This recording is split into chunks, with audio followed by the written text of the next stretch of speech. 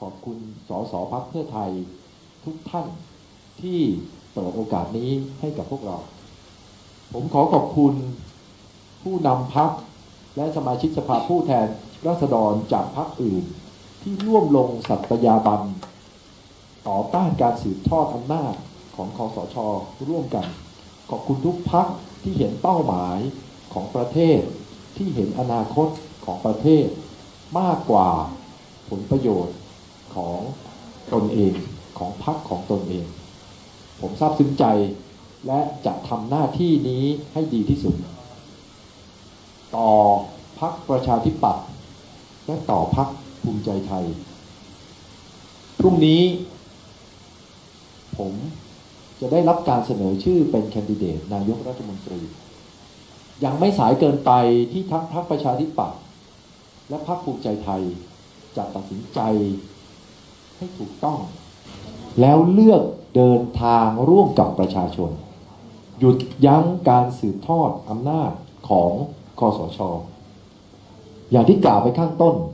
นี่คือวินาทีประวัติศาสตร์พรุ่งนี้เป็นวันที่ชี้ขาดอนาคตของประเทศและพรรคประชาธิปัตย์และภูมิใจไทยจะมีโอกาสพิสูจน์ตัวเองอีกครั้งในการลงมติครั้งสำคัญผมอยากเชิญชวนพรรคประชาธิปัตย์และพรรคภูมิใจไทยว่าให้ตัดสินใจอย่างที่ตัวเองได้หาเสียงไว้อย่างที่ตัวเองได้สัญญาไว้กับพ่อแม่พี่น้องประชาชนพวกเราพรรคอนาคตใหม่พร้อมที่จะทำงานกับทั้งสองพรรคพวกเราพรรคอนาคตใหม่พร้อมและยืดหยุ่นในการพูดคุยต่อรองเพราะเราเห็นว่าสิ่งที่สำคัญที่สุดสำหรับประเทศวันนี้คือการนำประเทศไทยกลับสู่ประชาธิปไตยและก้าวแรกที่จะทำเช่นนั้นได้ต้องหยุดยั้งการสืบทอดอำนาจของคสช.ต้องหยุดยั้งคุณประยุทธ์จันทร์โอชาไม่ให้กลับมาเป็นนายกรัฐมนตรีในสมัยต่อไปผมมีความเชื่ออย่างแรงกล้า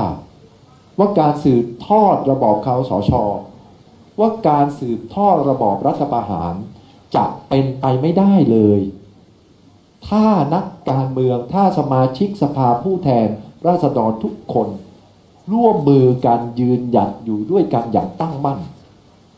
พวกเขาจะสืบทอดอำนาจไม่ได้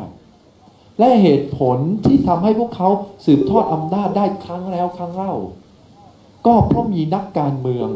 ก็เพราะมีพรรคการเมืองก็เพราะมีสมาชิกสภาผู้แทนราษฎรยอมเป็นนั่งร้านให้กับคณะรัฐประหารในการสืบทอดอำนาจยอมเป็นเครื่องมือให้กับคณะรัฐประหารโดยไม่มองถึงผลประโยชน์ส่วนใหญ่ของประเทศแต่มองผลประโยชน์ตัวเองมองผลประโยชน์ของพรรคตนเองเป็นหลักผมยืนยันว่าปัญหาความเดือดร้อนทางเศรษฐกิจของพ่อแม่พี่น้องประชาชนเป็นเรื่องใหญ่และอย่าให้ใครหลอกพวกเราได้ว่าเศรษฐกิจสามารถแก้ไขได้ภายใต้ระบอบเผด็จการการเมืองนำเศรษฐกิจการเมืองที่ดีนำมาซึ่งเศรษฐกิจที่ดีดังนั้นผมฝากเรียนพรรคภูมิใจไทยและพรรคประชาธิปัตย์ผ่านช่องทางนี้มาทำงานร่วมกันครับมาหยุดยั้งการสืบทอดอำนาจของคสช.ด้วยกันในวันประวัติศาสตร์ของประเทศไทยอีกวันหนึ่งนั่นก็คือการเลือกนายกรัฐมนตรีในวันพรุ่งนี้สุดท้ายผมธนาธรจึงรุ่งเรืองกิจ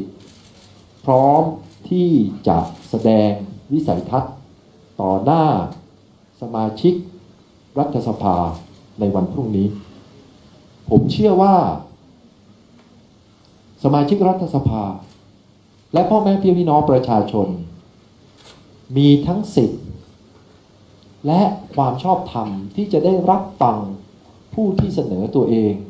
เป็นนายกรัฐมนตรีว่าคนที่ได้รับการเสนอชื่อเป็นนายกรัฐมนตรีคนต่อไปของประเทศนั้นมีวิสัยทัศน์ในการพาประเทศไทยไปข้างหน้าอย่างไรผมพร้อมที่จะแสดงวิสัยทัศน์นั้นในวันพรุ่งนี้ถ้า สภามีมติอนุญาตผมจะสแตนบายผมจะรออยู่ที่สภาในวันพรุ่งนี้และพร้อมที่จะแสดงวิสัยทัศน์ไม่ว่าคุณประยุทธ์จะมาหรือไม่มาก็ตามทีทุกท่านครับวันพรุ่งนี้ครับเป็นวันสำคัญของประเทศไทยขอกำลังใจจากพ่อแม่พี่น้องประชาชนขอเสียงสนับสนุนจากสมาชิกสภาผู้แทนราษฎรและวุฒิสภาทุกคนขอให้ทุกท่านตัดสินใจให้ถูกต้องขอให้ทุกท่านตัดสินใจเพื่อผลประโยชน์ของประเทศเอาประเทศไทยออกจากระบอบคสช.และก้าวแรกที่จะทำเช่นนั้นคือการหยุดยั้งการสืบทอดการสืบทอดอำนาจของคุณประยุทธ์จันทร์โอชาผมขอความสนับสนุนจากสมาชิกสภาผู้แทนราษฎรและสมาชิกวุฒิสภาทุกคนในวันพรุ่งนี้ในฐานะแคนดิเดตนายกรัฐมนตรีคนต่อไปของประเทศไทยขอบคุณทุกท่านครับ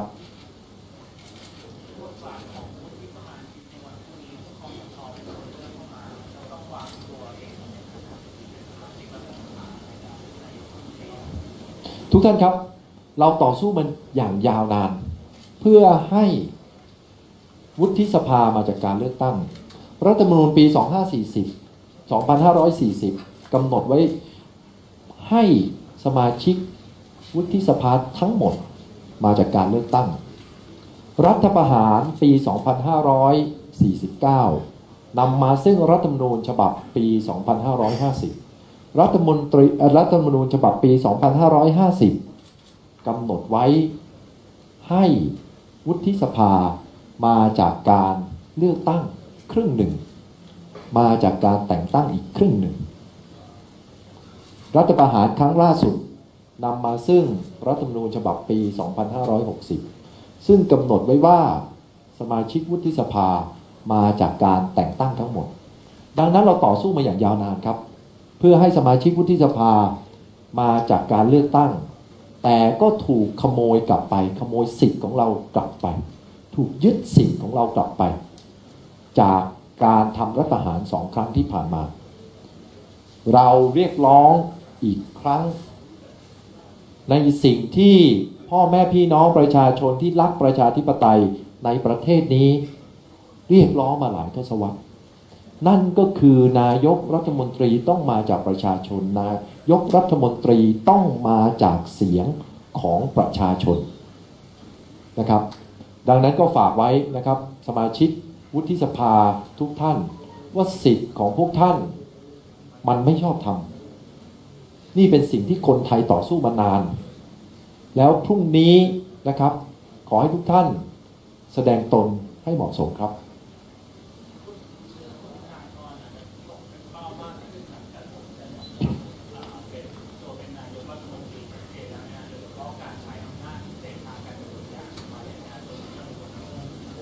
ไม่มีความกังวลครับผมยืนยันกับพ่อแม่พี่น้องประชาชนอีกครั้งว่าทุกคดีทุกข้อร้องเรียนที่มีกับผมแกนนำพรรคและตัวพรรคอนาคตใหม่เองเราเชื่อมั่นในความบริสุทธิ์ใจของพวกเราดังนั้นไม่มีความกังวลใดๆเรื่องคดีและข้อร้องเรียนต่างๆครับ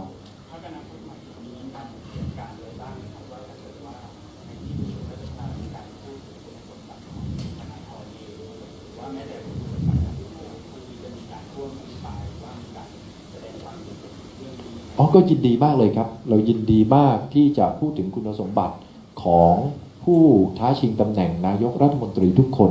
รวมถึงตัวผมเองด้วยผมก็ยืนยันว่านะครับคดีข้อร้องเรียนที่อยู่ในศาลรัฐธรรมนูญเป็นเรื่องคุณสมบัติของการเป็นสสซึ่งเราก็ยืนยันในความบริสุทธิ์ใจตรงนั้นไปแล้วนะครับไม่เกี่ยวข้องกับคุณสมบัติของแคนดิเดตนายกรัฐมนตรีแต่อย่างใด